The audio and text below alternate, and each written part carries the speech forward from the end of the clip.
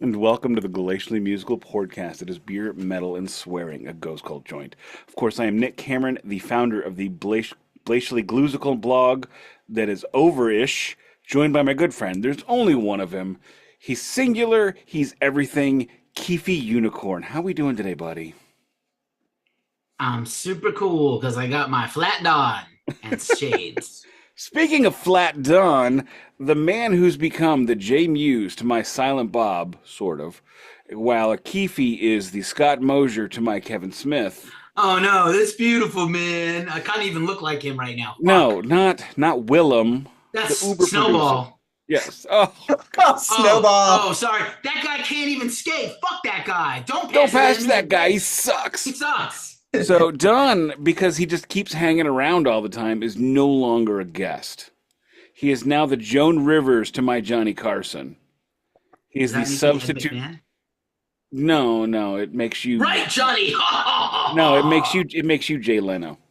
Oh, I fuck just me. wanted to say that it's great to be here, so thank you for having me. Yeah. Can I finish? Okay, That's go ahead. worse. Yeah, that Oh. is actually is worse, isn't it? Wait, did I say it? I don't even. Did I say it? Say what? Don is now officially substitute co-host, like Joan Rivers, because he just won't go away. He's just hanging out in the chat all the time. Are you ready? Dude, this comic book's in fucking color and shit. So much joy in Don, which is very helpful for the rest of us. I, of course, am celebrating baseball's opening day by wearing my Denver Broncos hat. Oh, I thought that said no go. It says 1960, and over there you can see the Where do you- Orange where Crush is- Denver Broncos? Where is the 19? I don't. Oh, it's sideways. See, Is if it- I do is it- this, This is You a can poor see it. hat design. I Poor know hat it's. design. I was about to say, is that like a defect? That's why we got it at Goodwill. So here's how we do this. We have the greeting, beer check, vinyl check, news of the day, and I'm going to be a little long-winded there, so I'll try to be short-winded everywhere else. And meat of the episode, which is, of course, reload, and then we will finish out the reload, what load and reload should have been. So I'm heading on into the beer check now. The Glacially Musical Beer of the Week is Great Divide Brewing Hercules Imperial IPA. Hercules. Sanctity of my fucking beer check. This is 19.5 ounces of 9.5% ABV. So if anybody wants to do the math to figure out exactly how many Bud Lights that is, I'd be interested in knowing that. What is it? How much is it? 19. What? 19.5 ounces of 9.5%. What you got, Keefy? John is next because he is the Joan Rivers. John, you're number 2 today for everything. Go. I'd like to welcome my friends Keefy and anyway, I can't do Joan Rivers, but I can honestly thank you for having me. You could if you wanted it bad enough. You'd need a shovel. Well, but I could always do Melissa, but my face is a little too natural for that. So anyway, I am having once again, because I have 2 left in the 6-pack, I'm having a beautiful Yuengling lager, and I am going to do the pour.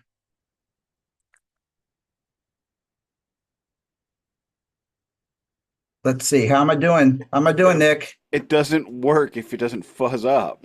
And Oh, it is fuzzing up. You can't see. You couldn't see it through the Alright. through my pint glass. This is There's my a cum on the pint glass outside. my pint glass.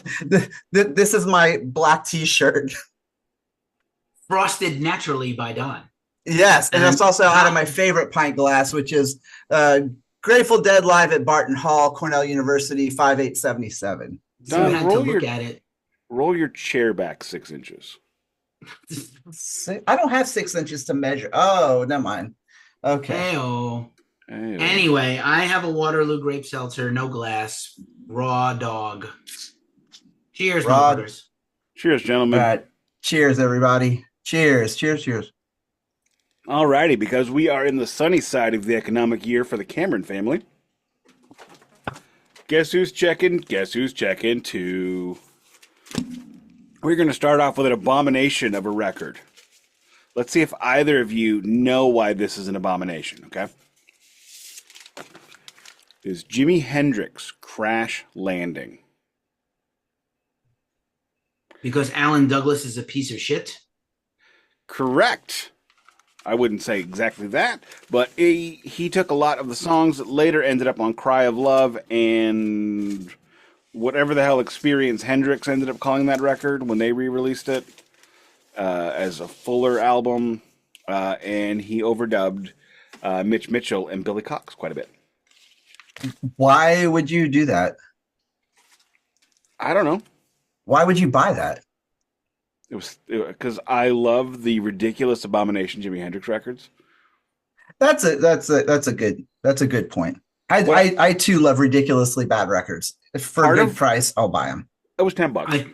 I think for $10, okay. I was going to say I think you should make a donation to the United Negro College Fund because of your blasphemy with that record. Go ahead. I thought you were going to say you should make a donation to Experience Hendrix. No, they don't need money. The mind is a terrible thing to waste, Nick. Mind is a terrible thing to taste, unless you're getting a brain sandwich at Tchotchke's in South City. Hey, that's his last name. I don't have a store. What are you talking about? I don't have a food store. That's his last name, Tchotchke. No, Tchotchke's is a restaurant in South City or South County. Excuse me. No, he is Keith Tchotchke, and you are Nick Boom Boom Cameron. I used to love Chachi, but he turned into a fucking crazy MAGA, and now I hate him. Yeah, but Joni loves him. No, she's dead. Vinnie Vincent did the music. Fuck him. You can't help yourself. No, I can. However, I feel like since you guys are jumping on me and kicking me in, nobody's jumping on you. You're kicking me in the wang. I'm getting a wang doodle double team by the Road Warriors in the corner here with Paul Ellering distracting the referee. So the Bushwhackers. You got the Bushwhackers. I liked them when they march into the ring. I liked them better when they were the sheep herders. The sheep herders. Exact same gimmick, just in the AWA when they. So my second vinyl check of the day is "Love It to Death" by Alice Cooper. This one has 18. It's got the band on the back. Look at that. It's one of them 1963 Les Pauls. And this is back in the day when they didn't have reissues. Jimi Hendrix played one of these briefly. He played one on the Dick Cavett show, actually. This is a classic Alice Cooper band record. I don't think I need to educate anybody on this one. It is a gatefold with the Alice Cooper eyes, previous original versions. This came in the mylar, I want to say. I don't remember, but all the records I got on that trip came in the outer condom, if not the inner. But I got this one for $15. I still consider myself to be a greatest hits level Alice Cooper fan, even though I now have 15 Alice Cooper records. A lot of them are just not. Stop. A lot of them are. Stop. As good as Kiss records. You're up, Don. I just don't know if we can be friends anymore. All right, let's see. Here's what I got. So I got one new one, and I got two that I just rediscovered. So the new one I got was actually sent to me by a friend of mine, which is the reissue of Venom's Prime Evil. It's number 53 out of 200. And it is a beautiful, is that yellow or green? I can't tell. I'm partially colorblind.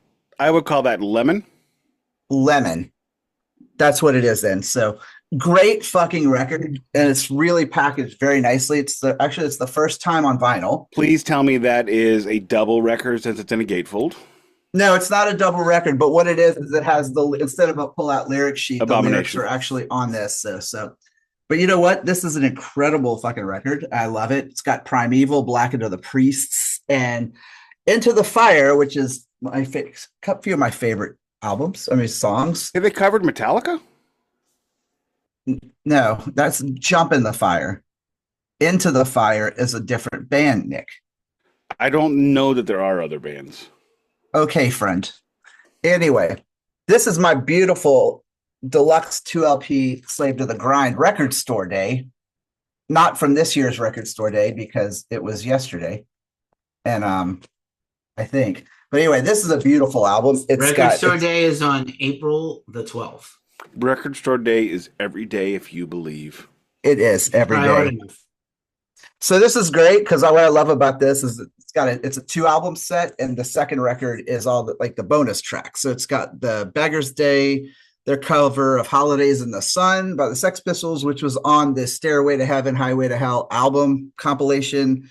It's got Get the Fuck Out live at Wembley, as well as Delivering the Goods live in Arizona in 92, featuring Rob Halford. And then finally, the record that started it all off for me is this one right here. White Hot Masters of Metal on K-Tel Records. You can't go wrong with the old K-Tel records, even though the sound quality is absolutely terrible on these things.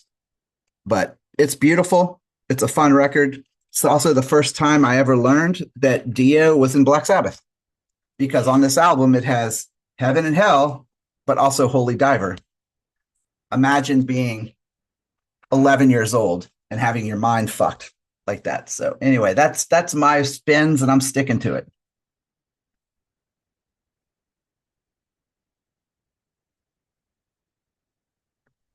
I am not home, and I did not get to the record store, so no vinyl check for me, sadly. I'll be back next week.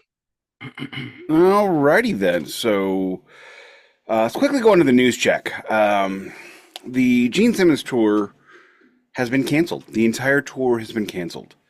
Let's start off with nobody needs a Gene Simmons tour to really, if we're really being honest, especially all of the reports where the second and third tours he just did Kiss Standards. He didn't even do all the cool stuff anymore.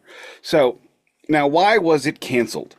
Does anybody know what the highest costing ticket was on this tour? Anybody? Was that the one that was like to be a roadie for a day? That was like $2,000 or something? It was not $2,000. What was it? 12. That's $1,000. Nearly $13,000, yes. But that's not why the tour got canceled. And that's before Ticketmaster fees.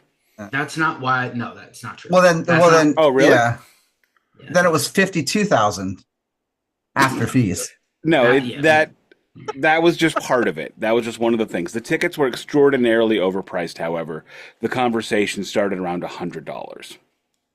And now are these general admission tickets? Depending upon the venue. That's fucking insane. Mm-hmm. Completely insane. Now, anybody notice that the stock market's crashing, job unemployment numbers are going up, inflation's going up, and all the financial indicators say the same thing: recession, recession, recession? Yes, sir.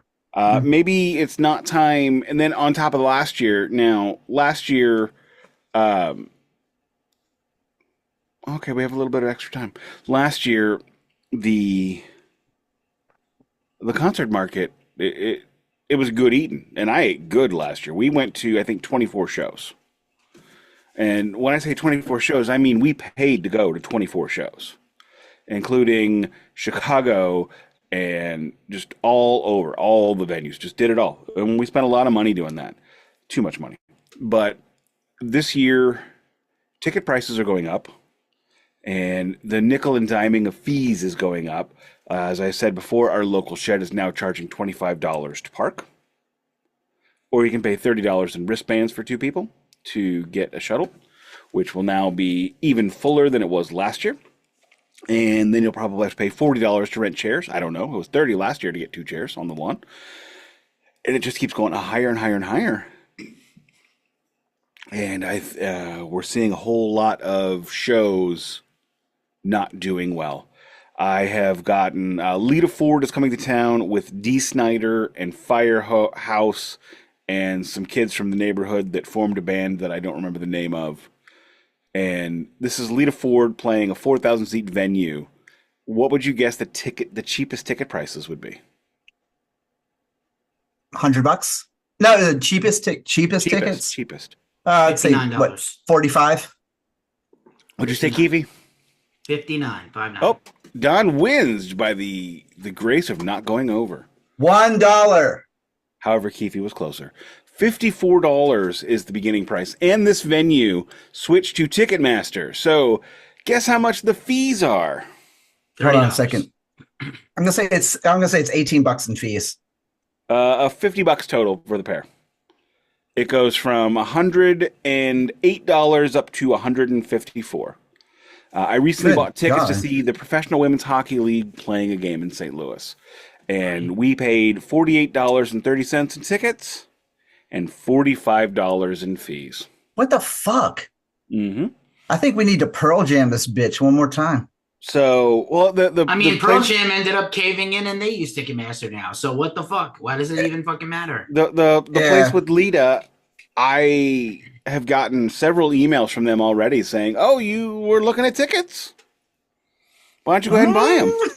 Well, that's how the software works. I know. Nick, there's an outside chance I might be able to get you covered for that. There is a good inside chance that I will not even need that. This is a venue where I get 5 to 6, 7, 8 shows a year from them where I get an email saying, "Do you want to win front row tickets? Oh, you won the third prize, general admission. Here you go." So and Ace Frehley is also playing in St. Louis at the same venue. Ace Frehley with Angel and Slaughter are playing the same arena. Dude, I fucking love Slaughter. I don't give a fuck. I would rather see Slaughter than Ace. Although, again, friend to the show, Ken Pierce of Piercing Metal and Ken Pierce Media said that he saw Ace a week and a half ago, said it was great. Hey, if I can get free tickets, I'm in. If I got to pay for this crap, I don't even know how much the Ace tickets cost. But if Lita is $54, what's Ace going to be? $75. To start a conversation and it's in the shittiest arena, in the worst part of the area. And I don't think Lawyer Wife would ever let me buy tickets to a concert in that venue ever again. We go a couple times a year. I saw Lita for free a few years ago with Winger and Warrant, but I think the Ticketmaster and the concert bubble, I think it's really blowing right now, and we're going to see a lot of tours getting canceled or shows getting canceled because everybody's holding on to their wallets and they're squeezing tighter.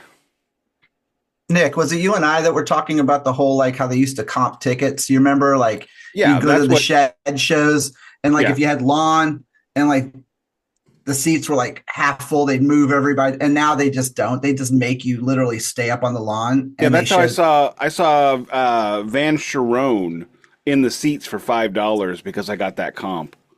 There were tickets on our Aerosmith. There was a coupon on our Aerosmith 9 Lives tour tickets for $5 Van Halen tickets. So Van Halen sold 5,000 seats in a 20,000 seater.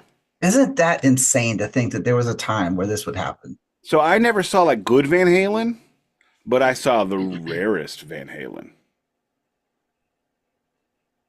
They're medium well Van Halen. Gary Sharon. Yeah, it basically was medium well. It tasted medium well. That's for damn sure.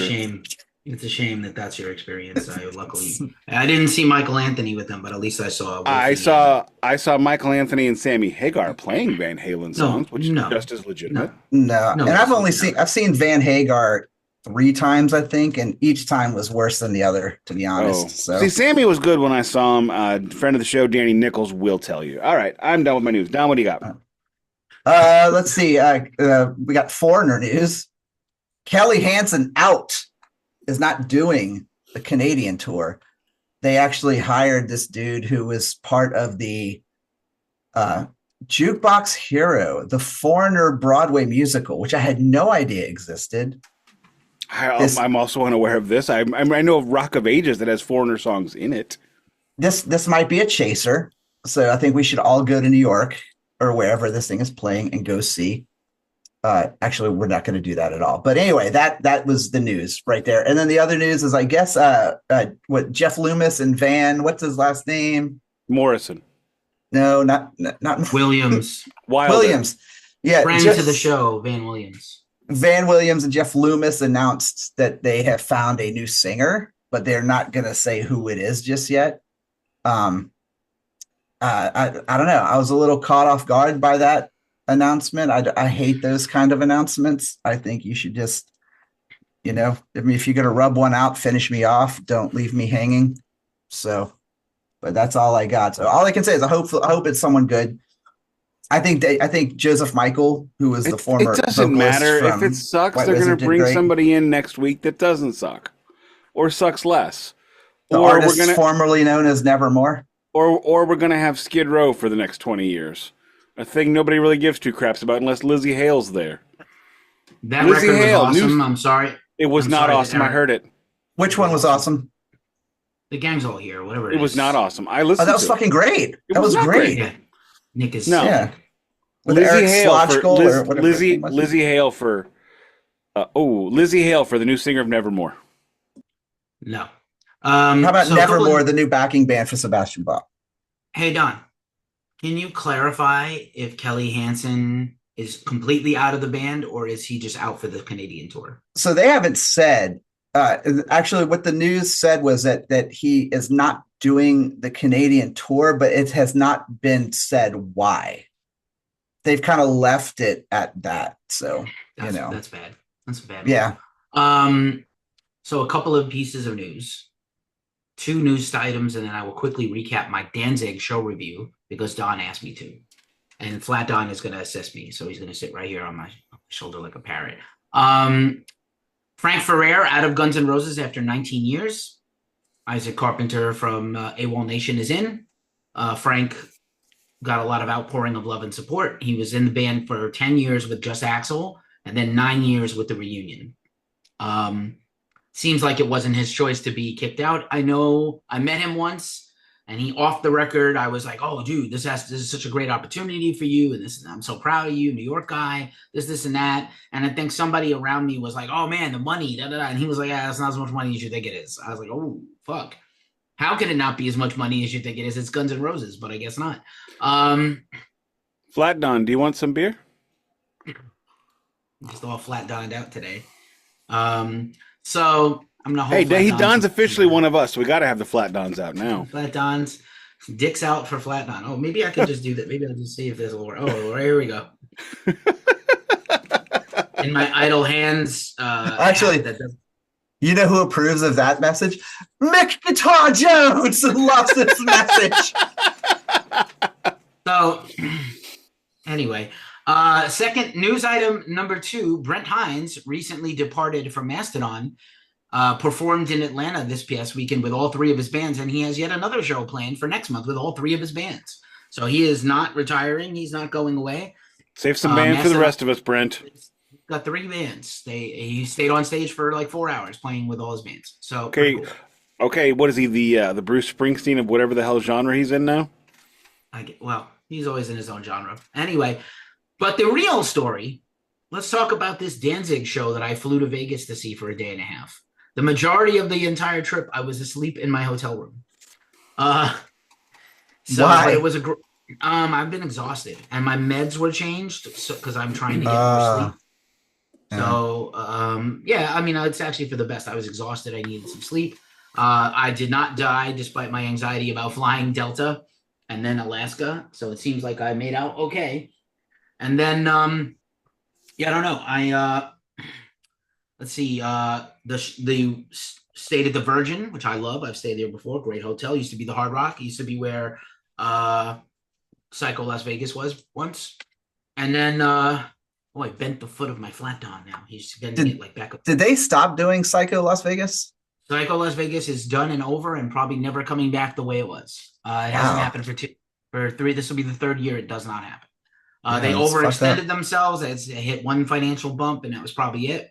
There was too many bands, and then you have to have a proper venue. So they moved it to not the Hilton, but the Conrad, which was cool, good hotel. 140 bands in 4 days playing for like literally 19 hours a day is a little too much for everybody. And then the main stage was in like a wedding tent with a terrible sound. Like if you were Catatonia or Amun-Ra or Emperor and you flew to America to play for an hour and the sound was fucking ass the whole set and people couldn't hear you and the mix was horrible, you'd be mad. Fans wanted refunds. Great festival, though. I loved it, and I would love for it to come back. So Danzig, Virgin Theater, holds about 5,000 people. Danzig you asked specifically, how was Danzig? You know how Danzig was? Fucking amazing. I don't know if it's because he doesn't tour a lot. He hasn't toured. He hasn't had a show in a while. He sang for him great. Really, I saw him a year and a half ago. Little protein powder.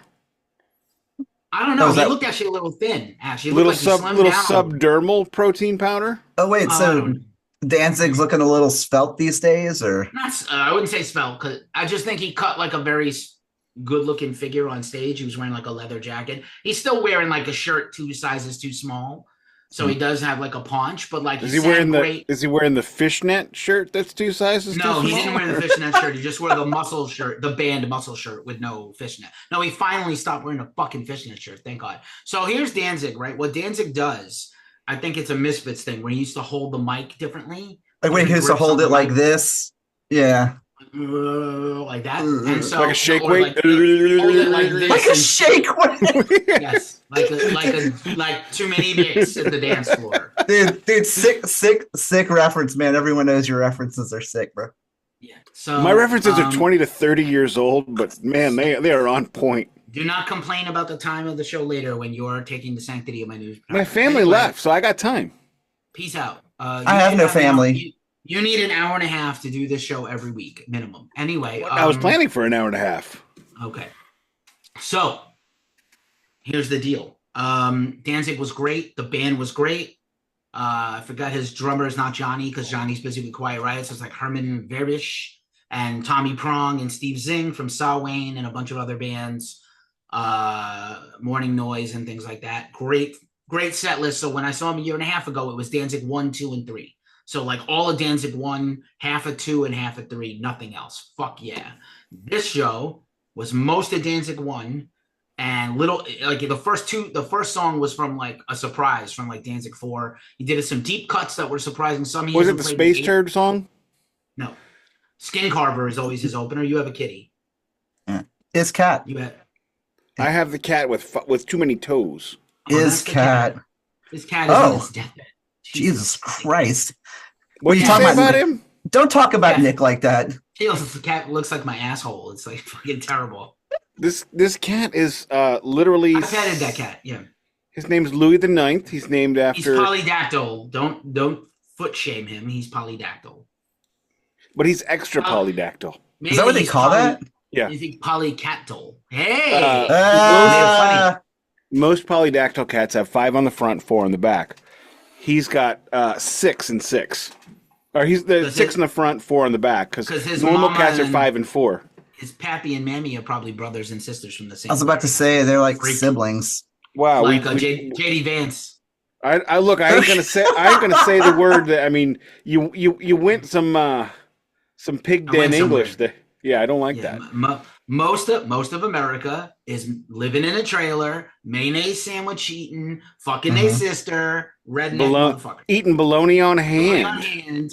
Mayonnaise is spicy. Mayonnaise is spicy. So really quick to wrap up, because there'll be a live review of this. There's a concert review already on ghostcultmag.com. I covered the first night in Vegas. I had a photographer able to come out and obviously not shoot Danzig, but everybody else. Down, I haven't seen in over 10 or 12 years. They were fucking great, except the mix sucked, and I don't know why. Guitars too low, drums and bass too loud. Otherwise, brilliant. Played most of NOLA. 9 songs, 7 from NOLA. Phil sounded incredible. Didn't say anything offensive. It was the standard death metal mix. Bass and drums way too high, guitars way too low. I mean, Kirk, what a crime to have like 2 of the best guitar players and 2 of my favorite guitar players ever, Kirk Winstein and Pepper Keenan, and not be able to hear them. Abbott, great, formerly of Immortal, great set. No lights on the band, but like cool lighting. It seemed like they were so cult, the light was evading them. And they were negative light. So Norwegian. So we're Norwegian. And then Cro-Mags with Harley opened, and they were fucking killer. It played like a half an hour. And are they old and are they still angry? Pretty angry. I mean, only Harley is like the actual Cro-Mag. Everybody else. It's one of those. Harley and some guys. It's one of those institutions. That's a packed lineup, dude. That is awesome. And the show was over in 4 hours and 20 minutes, and I was back up in my hotel room and asleep by 10:45. Amazing. Holy fuck. Can we also just old man? I was gonna say, can we also just acknowledge that Keith 4 hours, 20 minutes. Keith's review of Down was that Phil didn't say anything offensive. Yes. Hey, I like to believe that Phil is still the guy that wrote No Good Attack the Radical. Phil sounded great. Like, again, if you listen, so Phil with Pantera, right? He's not like 1997 Phil, but he could still carry the songs. Have you heard the Scour record that came out in March, Gold? Brutal death metal, like some of the best death metal this year. And then he did Down, and he sang like the record, like incredible. But let's be honest, in 1998-7, he couldn't sing early Pantera either anymore. Well, no, he was barely hanging on. Well, I mean, if you listen to like Cemetery Gates on 101 Live Proof, he can't even do it. He's not it sounds like he's got 18 like eagle claws of chaw in his face. That's called black tar heroin, bro, coursing through his veins. I don't know what black tar heroin smells or sounds like. Yeah. Don, tell us. Yes. Whoa. Okay. Jones, tell us. I can't tell you, but you know who can tell you? Roy Thomas Baker can tell you what the black tar heroin sounds like. It smells like wedding. The power of Don compels you. Out, beast. Cast you out, Roy Thomas Baker. Cast you out with a Don. Save you guys Don. Mick Guitar Jones begs to differ. Do you guys hang on? I'm making a reference here. Do you guys sell black tar heroin? No. Oh no, but I know I can get you some. What about Band-Aids? The term is adhesive strips. Adhesive strips. Fantastic. That is from the Clerks cartoon that 18 people saw. Alrighty, we on to the shirt check. We all hit our news check. My shirt is Slayer. Regret this shirt a little bit because it looks a little like something I don't much care for in the ear, helmet, and uniform vicinity. That's a little close, Nick. Is that an Elon? An Elon reference? It's a little National Socialist Barty. Tesla's in the abyss. No. I saw a Cybertruck yesterday. I was like, fuck that. Tesla's awaits. They actually look better in person. They're still fugly. They do not. They look slightly. It's like saying it's the least smelly turd in the bowl.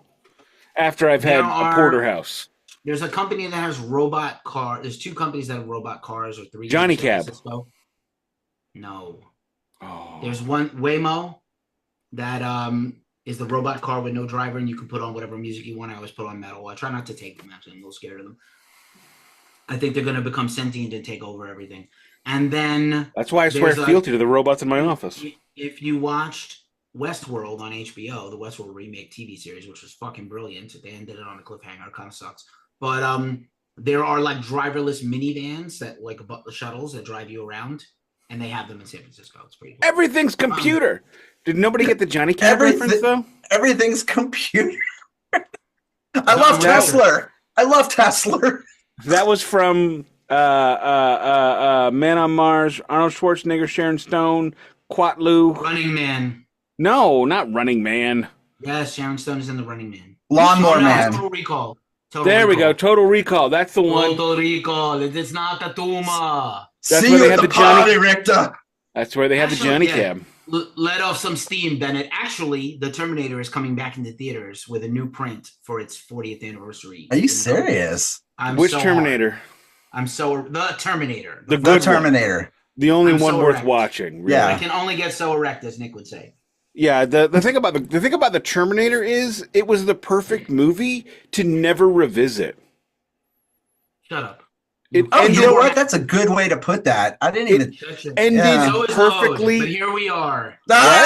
So is Load. No, it was not the perfect thing to not revisit because it could have been improved. Let's find out if they did that. Ooh, nice segue, Nick. Thank you. So let's talk about Don. Shirt check. We didn't shirt check. Motherfucker, dude! I'm wearing my Hanoi Rocks shirt. I'm sorry. That was the greatest segue of my life. I'm sorry that I screwed the shirt check. Yeah, that's you always do. We'll edit it. So yeah, just wearing my Hanoi Rocks shirt that I bought. Yeah. Does that have Razzle? Is Razzle on the shirt, or is he dead? No, it is Razzle. This is live. Actually, this is like a reissue of their. Can you point out where Razzle was like mangled from the car wreck on the shirt? Jesus Um, Christ, Vince Neil. superstar. actually, Vince Neil is not on this shirt, so I can't. But I have nothing. But Roy Thomas Baker. Keefy, if you were Don right now, I would cancel your shirt check. But you've That's got fine. seniority. Seniority. FlatDon and our shirt check is the LA hardcore band Entry. And because I'm not a boomer, I don't have to stand up to show you the shirt, but it's like two German shepherds fighting. Whoa! Let's also talk about, let's really quick, can we do a quick hockey check? Because Nick talked about baseball, but actually, can we just talk for a while? I know Don's going to feel left out by this, but just for like 30 seconds. Nick, talk about Alexander Ovechkin and his pursuit of this unbelievable all-time goals record. So we're not talking about the 7-game heater the Blues are on where they're plus 27 in goals. Not at all, no. Okay, fair enough. No one cares but you. There's at least 38 other people in this neighborhood of 10,000. But yeah, the Ovechkin thing, I would parallel, if you don't mind, I would parallel it to the Hank Aaron chasing the babe. And even to another point, no, totally like because the babe had these amazing gaudy years. Like, you know, he set the first legitimate, I'm not going to count the first one where it was 10, but like he set the first single season home run record, and that held for almost 40 years. And he didn't play very long, and he just had these gaudy numbers. Ovechkin is kind of the same way. Now he's had significant goals. You know, he's had many 50-goal, many 40-goal, a few 60-goal seasons, but he's never crossed 70 or 80 or 90 like Wayne Gretzky did. And what a lot of people forget about with Wayne is his goal totals are super top heavy. His first 6 years in the league is when he put up most of his goals. After that, he became completely a disher. He just didn't have the shot that he once did. So, you know, he went from, 60, 70, 80, 90 goal scorer to 2030 with 60, 70, 80 assists. Ovechkin is a pure shooter. I would actually say he has, unfortunately, dethroned Brett Hull as the purest goal scorer I have ever seen play. Like Brett Hull, Ovechkin can only do one thing. He is, and the thing about Ovechkin is everybody knows what that son of a bitch is going to do. He's going to set up. If anything, he telegraphs every shot on goal. No, he doesn't telegraph it. He doesn't telegraph it. He says, "Hey, I'm here at the dot in my spot. Shoot me the puck so I can shoot it directly at the goal." He's got one move. He's never been a two-way player. He's got one goal move, and he's about to break Gretzky's record, the greatest player of all time. Here's the thing. So even if Gretzky hadn't played a long extra time, he was still the greatest. Mm-hmm. Even though he also was undersized, could not play without goons to protect him. Great. He played on great teams, right? Except the Rangers. And the Blues. Good. And the Blues. He was good there, but they were not great. It was the most amazing line ever because there's a photo of Gretzky, Hull, Pronger, McInnes, Fuhr. Also, Shane Corson was there. Which one doesn't belong? Yeah, well, so Shane Corson. So love him, but yeah. Just a last point on this because this is interesting for what we talk about here on the show. There's two kinds of sports stars. If you play a long time and you put up a lot of numbers over like 2 decades, Patrick Marleau. We used to call that guy a compiler, right? Good word. I think Derek Jeter is undoubtedly one of the greatest shortstops of all time, so one of the greatest Yankees of all time, clutch in the postseason. But he played a long time. He also had injury years wiped him out in his prime. And he stayed around a long time to get those numbers, but he got them.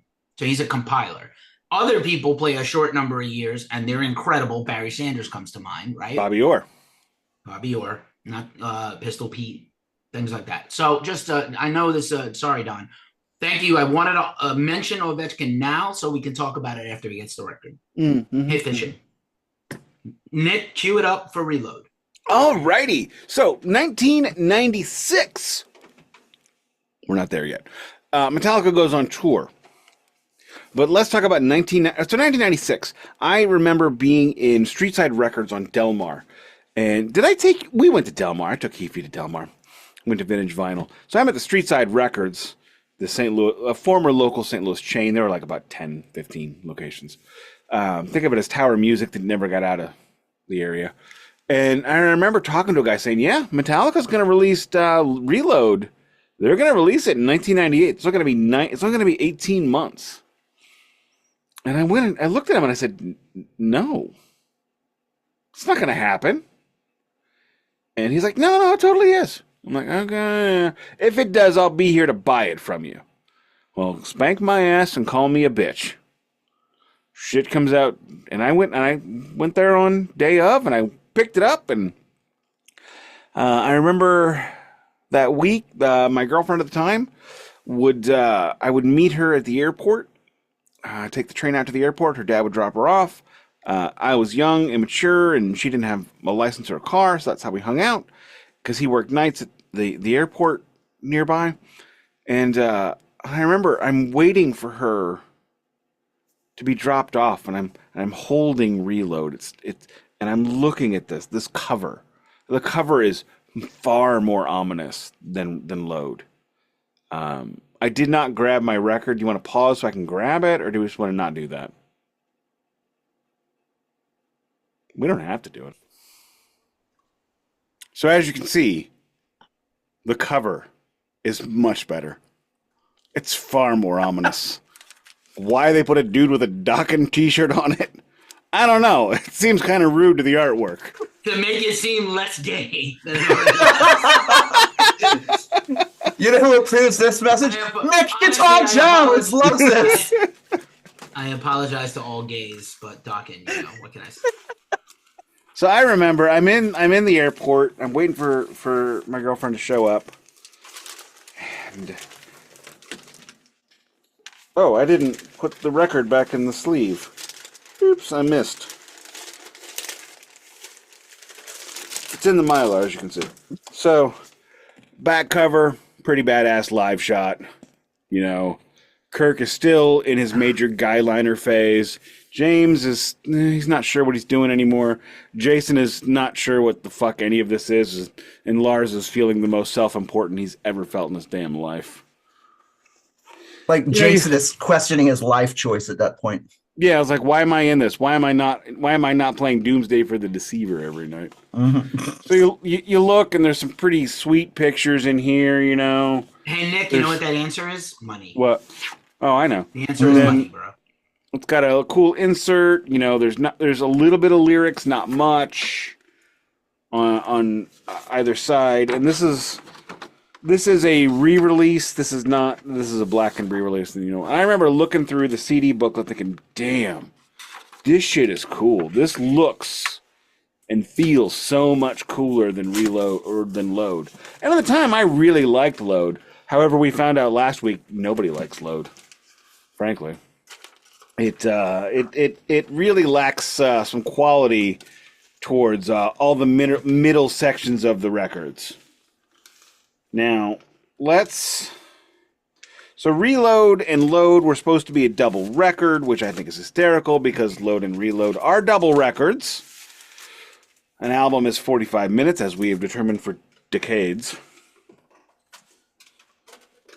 But they decided that if they had done them both at the same time, it would be too much material for the fans to be able to digest.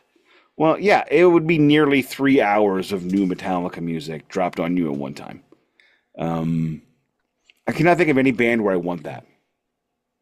Am I wrong on this one? I mean, that just seems ridiculous. And then what would the show? No, you're not. You're pretty much spot on because that's a lot. That's a lot for one album. I can imagine 2 records at the same time of this. Both of them are 78 minutes long. So basically 90 minutes on each one, 3 hours. I mean, that's insane. The fact that starting with with Justice, really, Metallica stopped doing standard length records. Yeah. So Justice, Black I call them triple sided because they're not quite doubles. They're not quite singles. They're triple-sided. Hey, I got that from Extreme and Gary Sharon. 3 sides to every story. Oh, nice. Good album, by the way. No, it is not. It's Extreme. So moving on from this. Love, not war seems so absurd To me. Warheads! Do not sing Saigon Kick next. I swear to fucking God. Although they had on the way. I can see two-part harmonies, man. I believe that was in the Rock of Ages. Don, we should absolutely cover that for your next record, and I will sing backup for you. Can I finish? Let me say Saigon Kick had like the most metal album title. I forget what it was. The Lizard? No, like drunk and overdosing on 42nd Street or something. That's the good one. The Lizard. The first 2 Saigon Kick records are all you need. Sans Love is on the way. Like, I mean... Hey, can't finish. Go ahead. Yeah, go ahead. I'm sorry that I've sidebarred, but let's unsidebar. Let's just bar it straight up the middle. So now, Metallica has always been long-winded in the studio once they got money, and so what we have here is a set of records where Metallica doesn't really have to stop.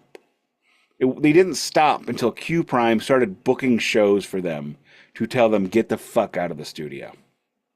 We're sick of this. You've got to go. They did multiple tours while they were recording these albums. Devil's Dance was played before Load came out. Devil's Dance track 3 on this record, in case anybody didn't know. So, what... Do we just want to go into the songs at this point? I mean, is there... No? Go ahead. I yield. I yield my time. Because it's going to be painful as it is, so, you know. It is, well, the best part of this next 40 minutes is the albums of the year of 1997. We got to do that. I'm sorry. Please answer. Oh, yeah. Well, Nick doesn't respect me, and we know that already. I respect the shit out of you. That's why I gave you reach arounds. I love him.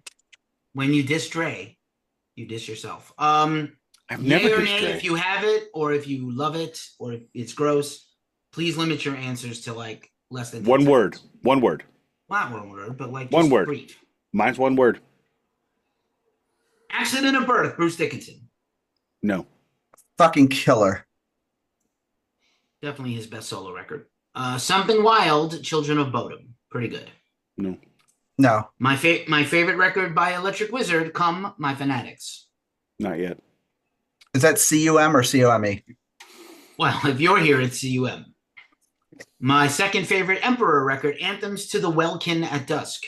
Nope. No. Arguably, not even arguably, my favorite In Flames record, Horacle. Nope. No. When he was still melodic death metal. You guys don't like death metal or melodic death metal? Never been a big fan of In Flames. I tried. And I don't like blackened death metal either. I like blackened chicken. Then you will not like this. Enthroned Darkness Triumphant by Dimmu Borgir. I've heard that. No. But a little bit of trivia here. That is Lawrence Gowan of Styx's favorite band. That's weird. That is very weird. I'm gonna erase that. Hurry. Glory to the Brave by Danny Nichols' favorite band, Hammerfall. Or is it Blind Guardian? Maybe it's both. No, it's Hammerfall. Yeah. Okay. He loves them unnaturally. The Incredible Nighttime Birds by The Gathering. No. That is a great record. I don't have it, but that is a great album. I don't have it on vinyl. I need it. Gamma Ray, Somewhere Out in Space. No. No. My likely record of the year for 1997, Around the Fur by Deftones. No, thank you. No. One of several 1997 releases from Devin Townsend, Strapping Young Lads, City. Great album. No. The debut album by His Infernal Majesty, Him, Greatest Love Songs, Volume 666. No. Good album, though. My other favorite Nick is on this record, Cryptic Writings, Megadeth, Rest in Power, Nick Menzel. No. I need to go have it. Great record. The record, it's got a couple of squiffy songs, though. It's not like a great... Every Megadeth has some squiff. Nah, some That's a pretty inconsistent record, though. Yeah. I mean, I don't think it's inconsistent for Megadeth. What are you talking about, man? Rust in Peace is a perfect album. It is a perfect. I haven't heard it in a long time. Countdown is also a perfect album. I don't like Countdown. I will give that to you also. Yes, I like that one. I don't like you that much then. The only band I've ever fallen asleep watching, The Divine Wings of Tragedy, Symphony X. Too many words. You fell asleep watching Symphony X? Yeah, like co-headlining with Iced Earth, who I do love. I used to love. Oh, that's fucking crazy. With Stu Block, who's my homie. Visions by Stratovarius. No. The Color and the Shape by Foo Fighters. Foo Fighters. No. The Foo Fighters. Foo Fighters. Foo Fighters. Dave Grohl, where do I put the accent on your name? Foo Fighters. Foo Fighters. The great black metal band In the Woods, Omnio. No. My favorite black metal band of all time, Ulver with Nattans Madrigal, Ate Hymne till Ulven Imanden. Too many words. That's a lot of. You kind of lost me there. Yeah, it's all the Norwegian I know. Not Nattans Madrigal. That's, you know that. As far as I know, you just recited 7 poems. Paradox by Royal Hunt. No. The absolutely unfuckwithable second album by Rammstein, Sehnsucht. Hard no. No. The Olden Domain by Borknagar. A lot of black metal this year. All black metal. And I wasn't into black metal yet at this point. And I haven't really gone back. This one will make you laugh. Jugulator by Judas Priest. Wait, hang on. Can we just take one moment? This is an album about mechanical jugs. It isn't. No, you say Jugulator. Oh wait, this is with it's with Blaze, so it's fine. Ripper. No, Ripper Owens. Blaze is Iron Maiden, you doofus. Does it matter really? Same terribleness. Same terrible. I think the Priest records with Ripper are better than anything without Bruce. But anyway. I will side with that also. I like KK's Priest. Great vehicle for guitar solos by KK. Wow. Okay then. Blizzard Beasts by Immortal, another black metal album. No. The extremely mid Unleash the Beast by Saxon. I cannot believe Saxon never stopped making records. You got me excited. I thought you were saying Beast from the East. Time for some new metal. The self-titled debut album by Head PE. Oh, fuck no. No, Jesus Christ, no. Bartender, I think, is on the next record. Saw them at Ozfest. I've interviewed Jared. They're still around making records, and I think they're pretty great. But I hope their fan enjoys it. Your fan, Nik is on fire tonight, ladies and gentlemen. Really, he's really not fucking having it. My Own Prison by Creed, the debut album by Creed. Seriously? I hope their fans go to a. I'm not going to say it. They have sold out 2 cruises and 2 headline tours in the last year. You have nothing. I hope they go to a Seth Dult. Look,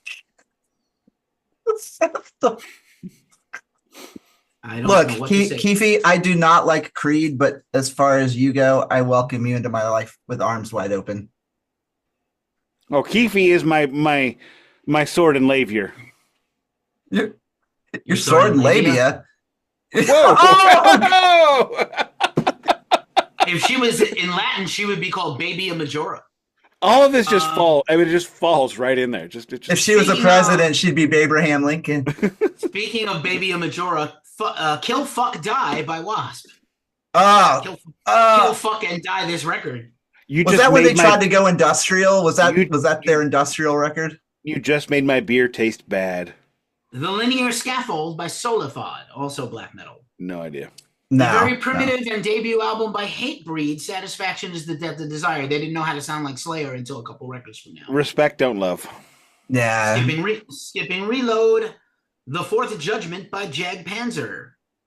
No, I didn't. The very first progressive black metal album by Enslaved, Eld, E-L-D. No. Another mid album by Mayhem, Wolfslayer Abyss. Not good. No Dead, no Nick. The last good album by Aerosmith, 9 Lives. Oh, Good. I thought you were going to say Rocks because that was the last great Aerosmith album. Oh, you're terrible. I think Nine Lives is like a 50-50 record. I'd go maybe 7 out of 10. Oh, that's better. That's not bad. That's above average or average. I go 4.5 out of 10. One of the 95 albums by Paradise Lost in the 1990s. 1 second, the good album. Just real quick. Nine Lives has the phrase, "It feels like I got hit by a fuck." And it made it onto TV. MTV didn't censor it. So it gets like 18 bonus points right there. 10 dicks up for Tom Hamilton's stick bass on Taste of India with its corny lyrics, but great fucking riff. Wait, was that is a really good riff. We wanted to make Kashmir, but faster, and they did it. That was on Nine Lives, not the next one? I love a sweet taste of India. Incredible. I didn't like that song either way, so it doesn't matter. You're crazy. Dominion by Camelot. We're almost done. Camelot. Didn't know Camelot was that old. Very. I didn't either. Ocean Machine. Oh, that's not even their debut. Ocean Machine by Devin Townsend. Incredible. No. Man, Johnny Cash Johnny Cash all the time. Devin Townsend. Future podcast subject Testament Demonic when they try to go death metal. Nah, man, let Chuck Billy soar. Let Chuck Billy soar. Gene Hoglan is on this record, and it's pretty great. Possibly a DMA album, Black Science by GZR or Geezer by Geezer Butler. Oh, fuck Geezer. Man, that was talk about missing the plot, man. Or as Duncan would put it, GZR. We did a Geezer record, and it was fucking awful. The other one with drive-by shooting. It's terrible. Terrible. They're terrible. Former podcast subject and one of my favorite albums, Album of the Year by Faith No More. Fuck that record. Fun fact, I had tickets to the New York date of that tour, and my mom died that day. Anyway, Sounds of the Animal Kingdom by Brutal Truth, if you like grindcore. No. Rather Several Species. Falling Into Eternity, one of the better albums by Dream Theater. No, that is a great record. I like Dream Theater for 7 to 8 minutes at a time, and that's it. Well, I like Dream Theater when James LaBrie is not singing. Legendary Tales by Rhapsody of Fire. No idea. I'm not supposed to throw in live albums, but I'm going to because this one is the best live album ever, except for Binge and Purge. Official Live, 101 Proof, Pantera. Not better than Alive. I'm sorry, Alive is number one. No, it isn't. No, Live After Death is number one. Whatever. No. It's top five. May I continue? Yeah. To Ride, Shoot Straight, and Speak the Truth, Entombed. Good title. I don't even know that one. That's a lot of words, though. Too many for death metal. There's also like some Roman numerals I don't care to read in there. Could have just been. Could have been. Rip L.G. Petrov. Facing the Animal by the horrible Yngwie Malmsteen. Detestable. Delectable. Also a great live album this year, BBC Sessions by Led Zeppelin. That was a great release. Don't count. Do not recognize. The debut solo album by Glenn Tipton, Baptism of Fire. There's a DMA record. I didn't even know that existed, to be honest. That's why it's a DMA record. Is it good? I don't know. I've never heard of it till just right now. Oh, shit. Okay. I think I'm vaguely aware of it, and I don't remember ever hearing it. Seasons in the Size of Days by the Cleveland hardcore band Integrity, Satanic Hardcore. And finally, last and never fucking least, $3 Bill, y'all, by Limp Bizkit. I'm going to respond to that with, hardcore comes in satanic now? Yeah, well, it always did. That guy's a crazy he's more of a Satanist than Marilyn Manson ever was. Like a LaVey Satanist? Or like an actual, like a not Church of Satan, corny Satanist, like a real fucking, the word of the left-hand path guides me, Satan. Like hangs out with Gaul, you know? Like Christian Satanist? He's more Satanist than all those Norwegian fucking. Dewid Hellion is the singer. Dewid. Is he more Satan than Watain? I'm sorry, Watain. How human is he, though? Pretty human. I gotta tell you that I've interviewed Watain on their tour bus, and I tried not to vomit on him the entire time because he smelled like the rotted pig's blood. It was the most disgusting thing I'd ever seen in my life. Did you ever photograph them? Also worse. No, I was covering the Devil's Blood when they were doing that, when they did that Revolver tour, and their manager took me back to meet Farida and Salim, who were two of the nicest people. They gave me their set list. They played for 35 minutes, did 3 songs. But anyway, I smelled death, Opeth. and Frida goes, "Oh, Vatena's here." I love Opeth. It was terrible. The one time I saw them, they played 35 minutes, 3 songs. The Devil's Blood. Please Yeah. lead us through the track by track, mercilessly, and then we will do a what would make one good Load album with Load and Reload. Okay. So are we going to try to whip through these tracks so we can actually talk about what could have been? No, I think we have to. I mean, the good tracks we'll do a little dive on, and the other tracks will just be like skip. Okay, fair enough. Fuel, which is remember the Quiet Riot series at the beginning and the end? No, I do not remember the Quiet Riot series. I drank it away. Because you know why? Because I listened to the albums, and it took a lot of beer to not remember that. And did you listen to those terrible ones that the guy from American Idol was on too? What? There was a guy from American Idol who was the singer for Quiet Riot, and they did a terrible record. That's not accurate. Yeah, it is. Totally is. What was it? You know who I'm talking about, Keefy, don't you? I do not. I'm interested though. Are you sure you're not thinking about Rockstar? Oh God. Oh, what was it? Was it Rockstar or what? Oh no, it was Nova. It was James Durbin. God. Lucas Raw. Oh, James Durbin rules though. He was on American Idol. Yeah, he's great. He actually. But he did that terrible record with Quiet Riot. It was really bad. Yeah. They no Kevin DeBro, no Quiet Riot. Absolutely. You need Kevin or Randy or to make a Quiet Riot. No, you don't. No one ever needed Randy to make it Quiet Riot. He was out of the band by the time they made it. Slick Black Cadillac. But they had Kevin. Yeah, it's not the same. Nick, hurry up. Fuel! Lawyer wife tells me, Mike, this is my favorite Metallica song. Did you know? And I said, no. And I said, this is for the listeners, not you, Keefy. I already texted you this. And I said to her, do you know that I listen to this song unironically at obnoxious volumes in my electric car? And she laughed. Don. Fuel, man, let me tell you. I don't know, man. I made Don's notes wrong. like I usually Moving on to do. Keefy. I wrote just dumb. That's all I had. Look, James Hetfield's a bro with bro cars doing bro things. Join the crowd. It was just. I I just got acid reflux. French fried taters. Hey, R word, what are you doing with that site? Whoa. To kill you. That's what he called him. Dwight Yoakam, that's what They called us a sling blade.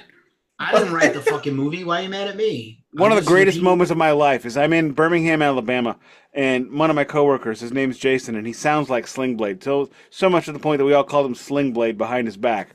And we're meeting all the new people when our company got merged. And he goes, they're just like, and one of them goes, what are y'all gonna do when they ask us to introduce ourselves? And Jason goes, I think I'm gonna get up and go, well, I like French fried taters. And oh my God, I about pissed myself because that was the most self-aware thing I've ever heard in my life. That tracks. Here's my thought. Fuel rules. Good song. Great opener.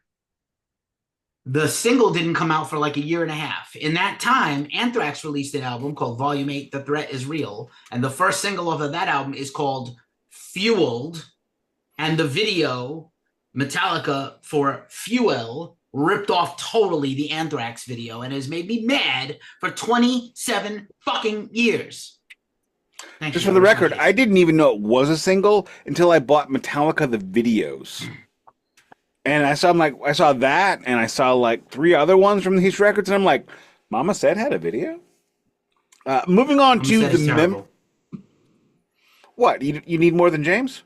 In the back of a car? Horrible. Yeah. Video, nobody asked for that. Nobody needed that. And in fact, not only did they not ask for it, not need it, but no one played it. Moving on to The Memory Remains, featuring Marianne Faithfull, Rest in Power. You want to talk about the patriarchy taking down a woman. Mick Jagger faced no repercussions for the incident. Marianne Faithfull took it all. So this is one of my absolute favorite Metallica songs. It is not what anybody would call a proper Metallica song. It's the kind of song where you can hear the guitar strings digging into the fretboard. And that song really influenced my writing as a guitar player. Most people would have taken the good Metallica songs in the good era, but I couldn't play an open E and make it sound cool for like 38 notes in a row. But what I could do is take a riff, bend it, rip it up, and make it sound like I was destroying my guitar. Mm-hmm. And that's part of why I love this song. Great video. Probably the best Metallica video, in my humble opinion. Mm. You're wrong, Don. Shut up. And by the way, talk now, Don. I'm done. Actually, I thought the song was awesome. I love the idea of, like, lyrically. I thought it was probably one of their stronger songs because I loved the narrative of it. And the fact that they actually had Marianne Faithfull on it was like full circle. I loved it. I didn't like it as much before I really paid attention to the lyrics, but when I went back and paid attention to the lyrics, it kind of completed it for me. I thought it was a great song. Very smart idea for a single also. Yes, I'm just going to jump in and say, when you mentioned the lyrics, I did not. This might be James's best lyrics. I wouldn't say it's his best, but I said I'd say maybe like top 45. So a lot of Load is Metallica. The early songs of Load is them trying to write Walk, and The Memory Remains is them trying to write Albatross by Corrosion of Conformity and succeeding. Great lyrics. Probably the best solo Kirk has on any of these Load or Reload songs is in Memory Remains. And it's a great track. They actually got the sequencing right. 1-2 finally out of the gate since Enter Sandman and Samba True. Samba True wasn't number 2, was it? Yeah, it is. Why can I never remember the sequencing of that fucking record? Anyway, let's go. Devil's Dance. I'm going to call it a drop-off, a nice little dirge, but it's like Memory Remains minus, but still rather enjoyable.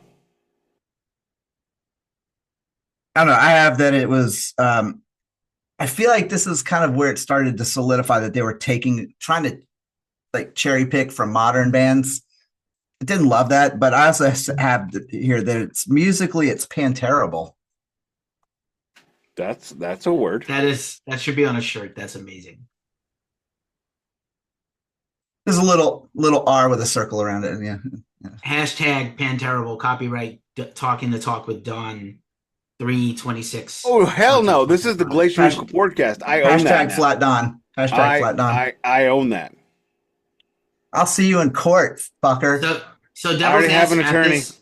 Devil's Dance at this point was only the second song ever tuned to D, like Sad But True. This is their attempt at re-sad but truing. Boomerang but true. Good lyrics about Satan. Great singing. James is like killing the singing on these first 3 songs. Killing it. Agreed.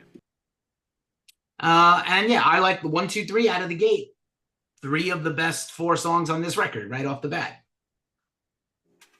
Alrighty, now let's pretend you're shopping at the mall.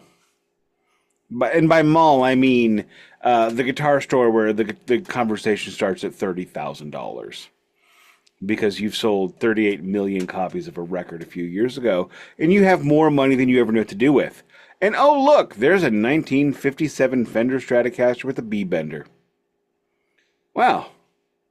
You start playing that $30,000 guitar, that vintage-ass guitar that 8 other people own in the 90s. And you start playing this riff. And it's like, oh, this is Unforgiven. Fuck that. I can't. Wait a minute, everybody else does it. I'm going to do it. That's actually what he said. He bought a guitar. He's playing the B-bender on this Fender Telly. And he's like, wow, this is a great riff. Oh, it's just Unforgiven too. But everybody else like re-releases their songs. I'm just going to do it and be honest. Unforgiven 2, The Wrath of Nobody Asked for This. Done.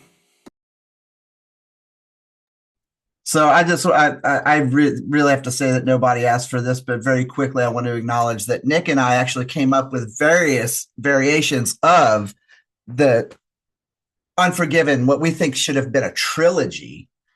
And we went on with such great titles as yeah. It is a trilogy. Well, we have Unforgiven 3. When did this become a trilogy? Unforgiven. That was a joke because that was Unforgiven 3 off of Death Magnetic. Oh, was there? Well, then we had Unforgiven 5, The Return of Unforgiven. You know, I mean, we had a whole list of these. That should have been The Unforgiven Strikes Back. Unforgiven 6, The Undiscovered Unforgiven. Unforgiven 0, I'm about to do a bad thing. You give Unforgiving a bad name, a glam metal tribute to The Unforgiven? The Unforgiven. An apocryphal, untitled, unwritten oral history of The Unforgiven, now available in paperback. Nick had a great one that said that The Unforgiven, the untold story of the songs nobody asked for, but Metallica kept releasing. The Unforgiven 9. I actually kept these in a document. I mean, this should be a thing. The Unforgiven 9, Jason Takes Manhattan Again. The Unforgiven 12, why the fuck not? Unforgiven 13, you're now forgiven, so please go the fuck away. The Unforgiven 14, Money Talks. For the record, The Unforgiven, the Forgiven. Don, did you actually render a judgment on this song? You didn't, right? Yeah. Well, did you even listen to it? I did. It was just a waste. I didn't understand why that was even necessary. I mean, yeah, I remember Jason Newsted being interviewed in RIP and saying like, all my hardcore metal and Skeeter friends went to that song first, and that's what they talked to me about. I was like, I feel bad for you and all your friends. They're talking to you about that because you have money now. Unforgiven 2 is not terrible, but I don't need it. The next time I see Metallica, if they play any of the Unforgivens, I need a full 30 minutes of all 3 in a row. I feel like they did it once. Look, give me the whole fucking movie. This is The Hobbit. Unforgiven, The Hobbit, An Unexpected Journey. Unforgiven, the desolation of not having enough money. Unforgiven, The Temple of Hetfield. I have a can Lars be Mola Ram and get like an arrow through the mouth? You betrayed Shiva. I have the distinction of having seen Megadeth do Hangar 18 and Return to the Hangar back to back also. How is that? Why does Megadeth knows what the fuck to do?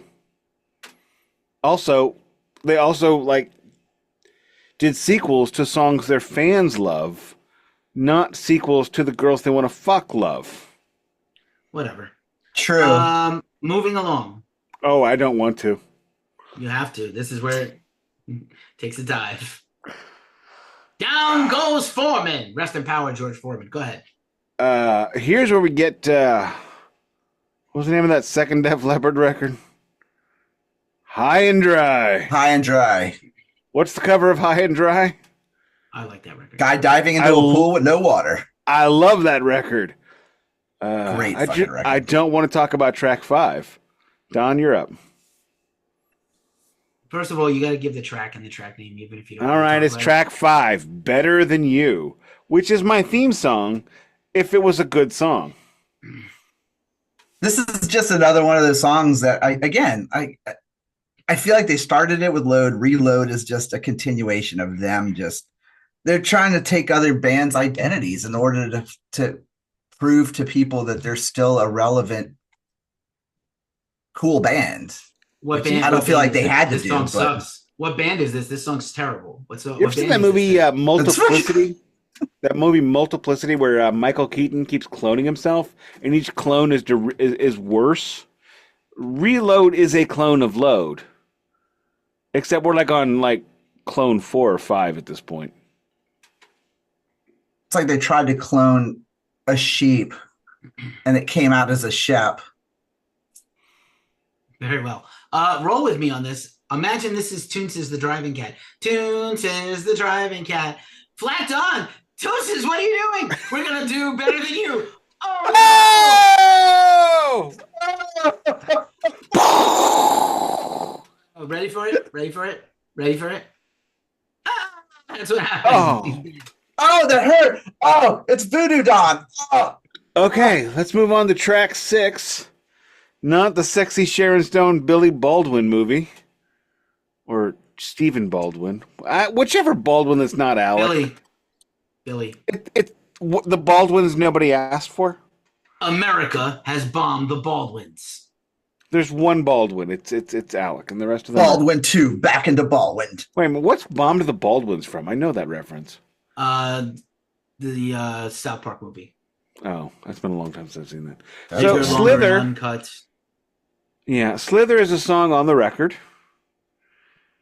You know what's great about this song when it's on CD? The skip button. You know what sucks about this? You know what sucks ass about this song on a vinyl record? There's a skip button. There's no skip button. I don't have one of those. Although there Maybe are we should turntables invent that one. have them. What? Do they really there make are those? turntables that have those. How does that work? I don't know. You gotta the get needle up just anyway. raises You them. gotta get up anyway, so it's not really helpful. Don. This has like some of the worst lyrics I've ever heard, and I actually like highlighted this. It's ooh, watch the puppets dancing. Yeah, see the clouds fall down. Like, I don't know, Look, it's like he's trying to write a haiku from a samurai's point of view, but he's not. But he's never even seen Yojimbo. He's just seen that Thundercats episode with a samurai in it. or it's and like he that's saw all he Kung Fu knows. Panda. And he's like, well, I know what a samurai is now based off of this movie about Chinese martial arts. You know, it's like, again, if you don't want an actual producer to tell you when your shit sucks, maybe you should get out of the business. Like Bob Rock had a responsibility here to be like, you know what? I don't think those lyrics are good. Not bad singing, terrible lyrics, and not a good song, but not the worst singing on the album. Of the remaining Oh, no, good singing. 9 songs on here and 2 that are all right to me, Slither is one of the least offensive of the remaining offensive ones. That's the best thing I can say. Is it fair to say that we've hit the soft underbelly on side 2? 100%. 100%. Again, just like last week, is this a good song? Is this a good Metallica song? Should this even be on any record? The answer to that is no. No. It's on this no one. across the board, actually. Most of actually, these are not even good Metallica songs, let alone good songs. All right, let's Continue. move on. From Slither, we go to the.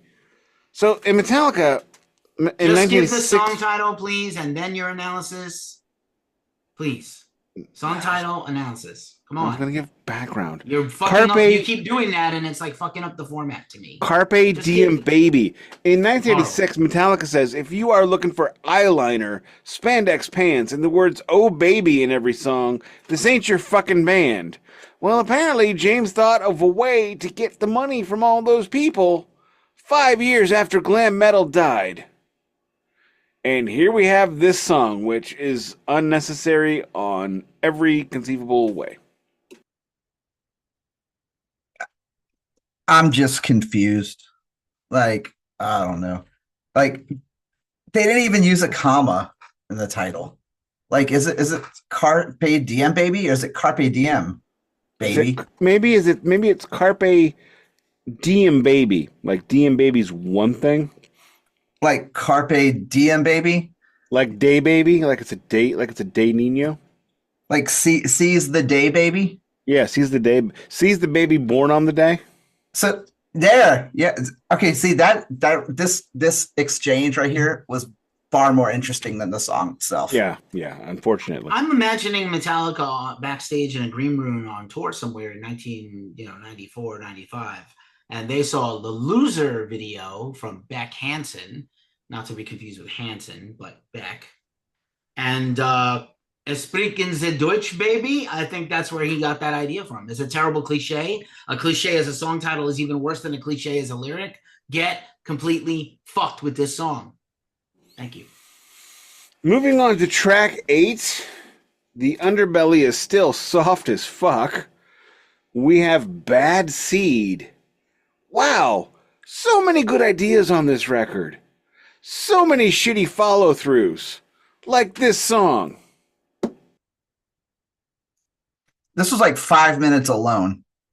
Like I feel like that riff was like a total hack on that one. But again, hand terrible.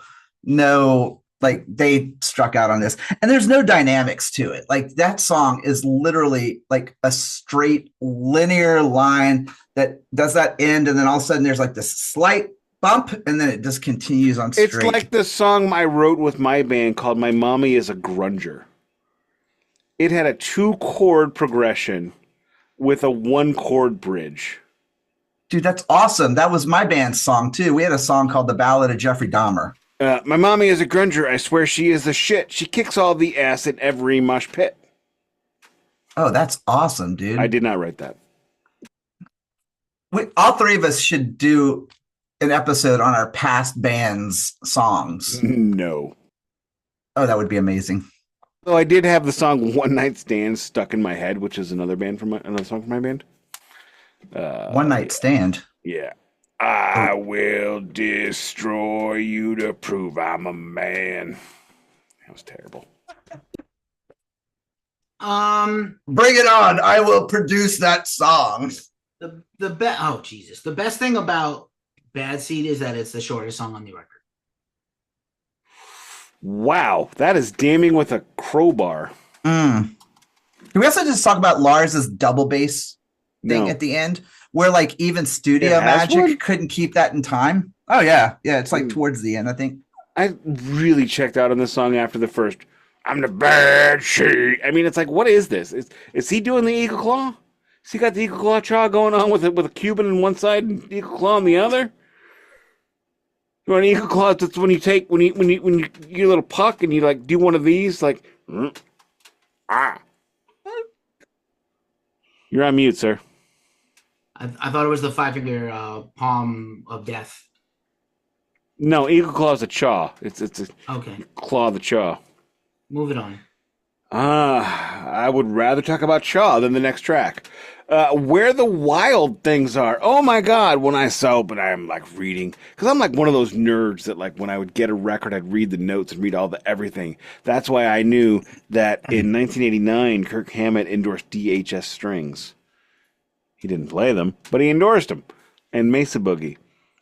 I saw Jason Newsted got a co-write on this one, and I remember reading interviews from Jason Newsted for the Load cycle about all these new metal songs, and I didn't know what new metal was in 1996, but because we didn't have the internet.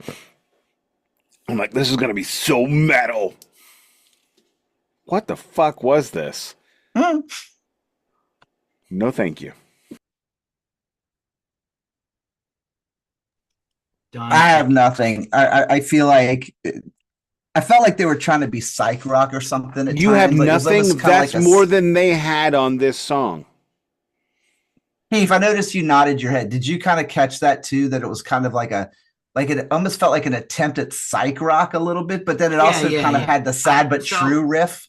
Yeah, this is the least bad of the bad songs on the record to me, and I actually like I love Where the Wild Things Are. Is my favorite book as a child beside The Hungry Little Caterpillar. Super 7 now has Where the Wild Things Are reaction figures, which I think is fucking awesome. James Gandolfini playing the lead monster in the movie rendition. Yes, rest in power. Sopranos check. Always got a new track jacket yesterday. Not bad lyrics, not great, not a great song. Interesting guitar stuff. It does sound like it should be on an Italian stoner rock. This song has the same issue with it the other 7 songs before it have. It's unfinished. Maybe. Now we get into a finished song. Possibly the best song on the record. Low Man's Lyric. If you don't love this song, fuck you. You skip Prince Charming because you. Oh, shit. That song. There's a reason. Is that song still on this album? Yeah, it hasn't gone anywhere. Fuck them. Done. What was Metallica's trip on this album about trying to rehash some of their own riffs? It's almost like they were trying to be clever, because there's like a Four Horsemen kind of like melody rip on there. So it's like I can't tell if they were trying to be like ironic, like, I wonder if they'll notice this, but like everything is just falling flat. The only time it works on the entire album is lyrically on The Memory Remains when he goes ash to ash, dust to dust, which is an obvious allusion to Fade to Black. Every other attempt at this on the record, lyrically, vocally, guitar, sucks. He says fade to black in the song. Ash to ash, dust to dust, fade to black. Yes, I said that. Thank you. Not exactly. Overbearing. Prince Charming sucks. End of story. Now you can do Low Man's lyric. One, bust out that hurdy-gurdy and play the shit out of it. That's how you know this is fucking Metallica, bro. And then it's got like all these nice little lyrics. And now the worst part about this is where they decide, oh, you know what? Let's play acoustic. Let's play acoustic in our Metallica set. Let's play Four Horsemen. What the fuck? So I would give this song up to have had electric Four Horsemen when I saw them on Reload. I was just listening to this, like streaming it to good, and I got upset because I thought it was another Unforgiven. To be honest, I was like, oh shit, did they do another one? Not good. Nope. Unforgiven 19, box of no frills mac and cheese. That's what this song is. No, Low Man's. So listen, I love Tom Waits, and I love Nick Cave, and James loves Tom Waits, and he James loves them more than you. He's not Nick Cave or Tom Waits, and this song is a very, very poor attempt at Tom Waitsing and Nick Caving.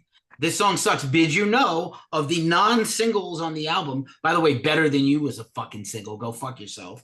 This song has a ton of fucking listens on streaming. People flock to this song. I don't know if it's because it's comically fucking bad. It's fucking bad. It's right? Good. They fixed it on Garage Inc. It's fucking bad. And it has like 15 gajillion streams on Spotify. I'm like, what the fuck? Why? It is the fourth most streamed song on this album. Right? Seriously? Why? Yeah, it has Amazing. 15 million streams. So good. Fuck off. So good. Ew. Take the poor dog out from the rain. Or in from the rain. Or piss on him. Whatever. It's a dog. I'm sorry, Yeller, but I'm gonna have to take you back behind the shed. He's my dog, Ma. Let me do it. Look at the pretty flowers. Go ahead. That's Jesus Christ! I see the that took a dark turn. George, I see the rabbits. I can see the rabbits, George. Wow. I think on a very special Glacially musical podcast. I think it was Ed Gein who hunting with his brother turned to his brother and said, "Hey, bro, thunk," and he hit him in the back of the head with a rifle butt and killed him. And then set the forest on fire. And then wore his face. We have two more of these before we have to do the grand finale. Please hurry the fuck up. Attitude, no. I totally missed this one. Here's the song. Didn't even make my list. Born in New Attitude. Sleep at the wheel. 8 minutes of that. There you go. FlatDon, who also, like me, loves the Misfits. If this is not a Misfits cover, I don't want it. Fuck off. 0 stars. Yeah. I actually. If it's a Misfits cover, it's 75 seconds. This is like a Misfits album. This is 317 seconds. Yeah, the Misfits. It's like a one side of a Misfits record. This is like side Attitude. You gotta hold your mic like this. Attitude. That is correct. I got something to say. Let's talk about the last song today, which would be Fixer. Yeah, great song. Perfectly epicology. And you know what? Just put another pin in me. Just stab me, Daddy.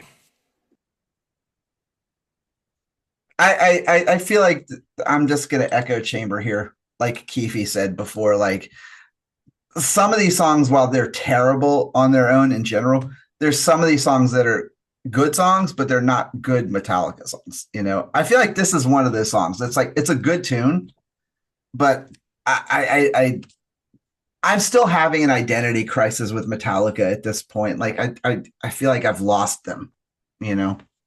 Yeah, our Metallica is dead and gone now until later. But I do love Fixer. Nick and I saw Fixer live and came in our pants collectively. And And then we licked it off each other. Yikes. I was going to As say, you do. this is the corrosion of the sound garden of the Caius. This is Fixer. Great lyrics, great everything. It's a little long, but they were closing an album with it. It's better than Torn Within. A saving grace after, even though I like Where the Wild Things Are, and Slither's not good either. So 6, 7, 8, 9, 10, 11, 12, like 7 bad songs in a row, or 6 bad songs in a row that are fucking listenably bad, and then Not that bad. pretty bad. That's pretty fucking bad, actually. Listenably bad. All right, so I think we all agreed this record is a 4.5 out of 10. You're being generous. I was gonna say 3 out of 10. What do you got? Definitely Keefy? not. It's not 30-30-30.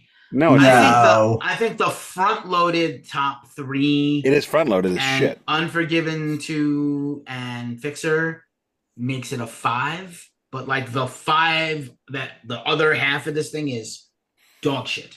I go to 3.5 because it's okay. I view this record as 4 sides because I have it on vinyl. That's how I think of it. It's 4-sided. Sides 1 and 4 are amazing. When was this released on vinyl for the first time? 1998 on Elektra Records. No. Yes. No, it actually came out on vinyl like first run. Yeah, 1998. There's no way. No way. Yes. It couldn't have. Really? I will bet you both $158. What was the run? What was the run? Because that's how much you spent on it. Because you're a dweeb. No, I didn't. I bought it off Metallica. I have Blackened recordings. Load and Reload. Every Metallica record has been released on vinyl first run. It's always been that way. So Sure it has. Sure, I did not know that. I didn't know that the Black. No, actually, I do yes, know the Black album. Right after the podcast, we're gonna let you take a little nap and have a pretzel and a juice box. The Black Album, if you watch Year and a Half in the Life of Metallica, you can see them manufacturing the fucking thing. I remember that now. Yeah. And I had Load from 1996. Year and a Half of the Life of Metallica is for the Black Album and not Load and Reload, by the way. Can I finish? No. I had a 1996 pressing. Don can finish on a Dokken record. You can't. Of Load in my hands, and I did not buy it forever ago for $25. Nick helping us with it in my hands. Wow, really? Nick had a Load in his hands. You know, and just give me a minute. I'm just gonna go ahead. When I have a Load in my hands, it's a lot more valuable than this fucking album. Let's put it that way. I'm just gonna pull up, a little bit of. I don't want you to. Just finish, man. I've got a load of cocaine. 1997 Elektra Records 62126-1. Whatever. So, all right, Mr. Discogs. Jesus. Yeah, totally Discogs. It still sucks. The record still sucks. It's somehow worse than Load and has better songs than Load, and the record is worse because it has more terrible songs than Load does. Wait a minute. Did you just pull a Nick? Did you just pull a me? I just kind of did. That is insane, dude. You fucking were just possessed by the spirit of Nick. The spirit of FlatDon compels you out, damn Metallica records. Yes, this album. No, Mick Guitar Jones refuses to leave the chat. Comb your hair right, bitch. So, yes, Keefy's absolutely right, though. It's got better songs than Load, and it's not as good as Load at the same time.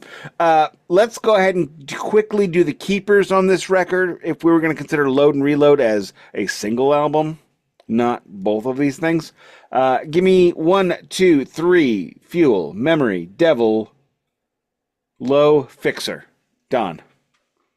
I'll say Fuel, Memory Remains, Devil's Dance, probably Fixer. One record, I will say, Fuel to start, good opener. Then followed by Until It Sleeps. Whoa. We're just doing the keepers off Reload right now. I said we were going to do one whole album, just one album. Oh, you want to do the keepers off the Reload? Oh, I see what you were talking about. Combine everything to one album. One whole record. We will do that too. Sure. Fuel, Memory Remains, Devil's Dance, Unforgiven 2, because Fixer, maybe Slither. So we're all No. about the same on that one. Yeah, Where the yeah. Wild Things Keepers Are. off load for me are 2x4, Till It Sleeps, King Nothing, Hero of the Day, Bleeding Me, Outlaw Torn. Horrible. You All have right, terrible taste. I didn't make the record, Keefy. You chose the songs. Go ahead, Don. man, I'm gonna say I think this is gonna be an EP for me because really all I have here is Until It Sleeps. I thought King Nothing was pretty good. I mean, I don't know. I mean, I'm kind of strapped here to even think of anything. See, this tells you something like that. I can't like those are the two songs I remember. Alrighty, moving Like on. Okay, let Keefy go. I'm I'm not- so Fuel. I'm doing a whole album. Fuel, Yeah. Until It Sleeps, King Nothing, Fuck Hero of the Day, Bleeding Me, best song on both records by far. Oh, yeah. Then nothing else on that record, and then I just go in sequence. Memory Remains, which would be a great middle album song. Devil's Dance, which would be the soft underbelly. Unforgiven 2 toward the end of the album, just so it's mercilessly over. Fuck Better Than You. Where the Wild Things Are, Fixer.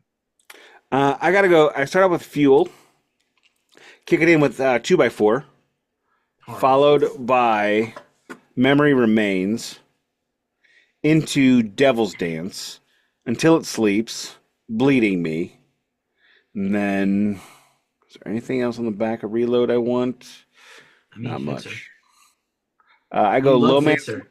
I go Low Man's Lyric, then Oh, Outlaw Torn, I feel finishing like out Holly with Williams. Fixer. Fucking Wow. Man's lyric. After all that you just said, it sucked. I did not say it sucked. I said it was You great. said, no, it's not great. What do you know? What do that you is say? not great.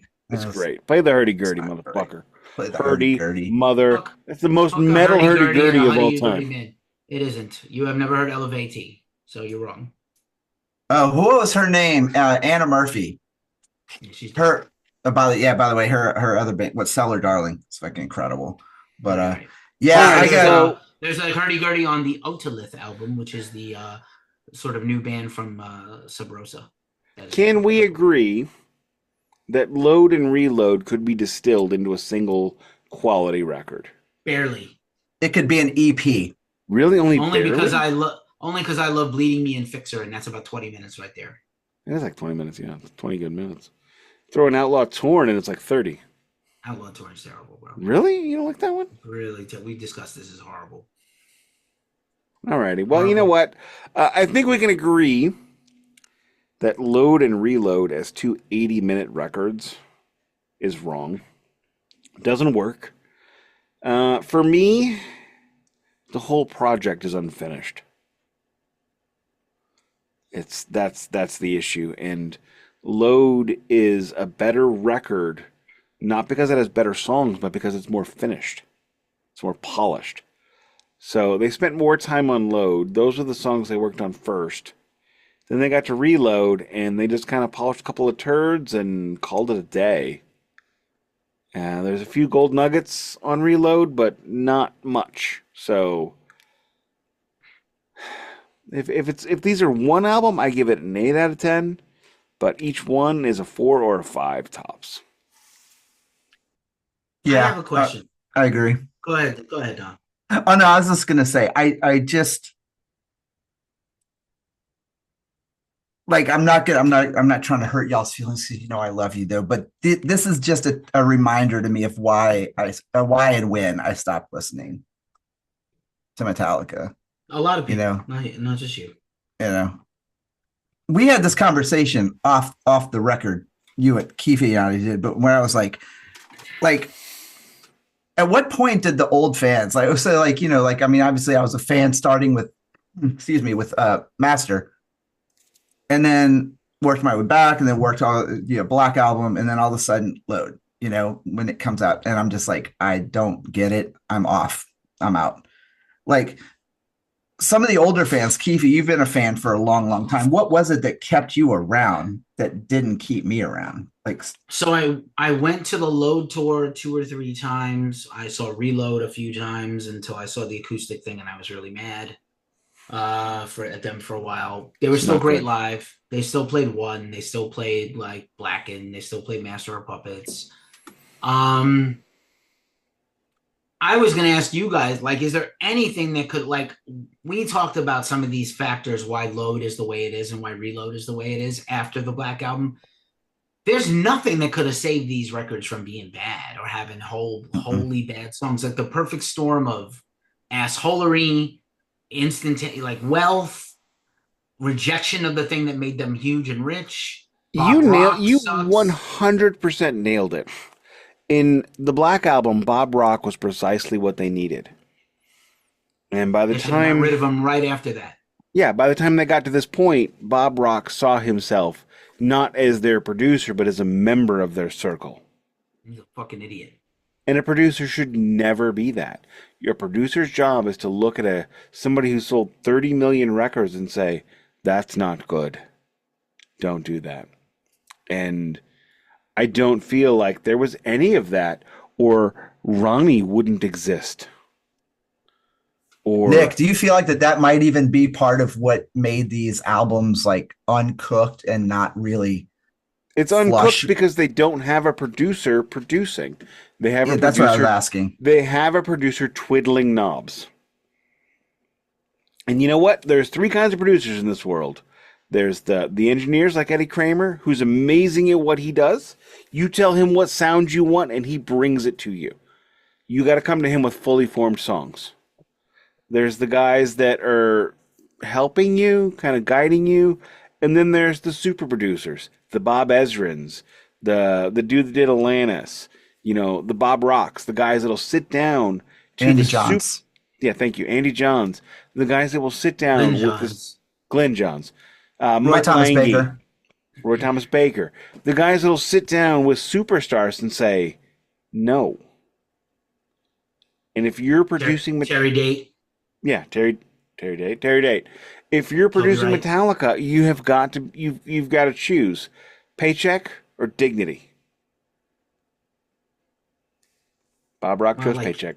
like Kiss, he chose Paycheck. Paycheck. I don't know what to say. I like Kirk Hammett. We didn't talk about this in the news. Kirk Hammett gave 2 interviews this week. One, he has 767 riff ideas for the next Metallica album. Whoop, whoop. The M72 tour will at least continue through the end of the year and maybe into 2026 before they reconvene. They're going to take a break and maybe start writing the next record, writing and recording in the summer of 2026 for a 2027 release. Boo, I'm ready now. Confirmed. That is confirmed. But Kirk also said that today, enough time has passed that he thinks people love Load and Reload. Look, I wholeheartedly disagree. The delusion is real with him. I'm the biggest Load Reload stan I know. Jesus Christ. I'm the biggest stan of this that I know. And I'm still like, no. Mm-mm. I have so bad I'm yawning. I have said since 1998, this makes one amazing record. Barely. Not barely. The quality's there for one record. Barely, man. EP, I'm telling you. EP. Anything else, or shall I take us home? Do we want to talk about Cunning Stunts next week Don when was we do taking us Garage home. Link? Oh, is Don going to take us home? That's right. We'll talk about Cunning Stunts and Garage Inc. after the next Chaser. Yeah. To be determined. We do have one in the bank. Thibodeau. Donald, are you Cunning Stunts? Is that what? next episode? So you Okay. Hey, Yeah. Into the Wild I Go. Into the wild you go. That's the Fuel lyrics from Cunning Stones. Nice. Time to go. All right. Is this it? Kick it. All right, folks. This is my first send off, and I have to say, I've been to the London Astoria. I've been to West Hills, California. This podcast has played everywhere but Peoria. And with that being said, I will never go to fucking Peoria until that changes. And with that being said, I'm Don Doobiemuch, Nick, and my other brother, Keefy. Thank y'all for listening to the Glacially Musical Podcast. We appreciate it, and you've been awesome. You didn't see the fucking 5 of 7. tagline. Oh, I forgot the You tagline. gave the tagline first and then the spiel. It's I actually gave the kind of fun. tagline first and then the spiel. Hey, it's my first time, dude. I'm allowed It's to. not. I'm allowed to blow my load early. It's not. Well, at least it's not Prince Charming. At least you didn't blow your Fellas, reload early. fellas, it's been real. Peace out. Reload.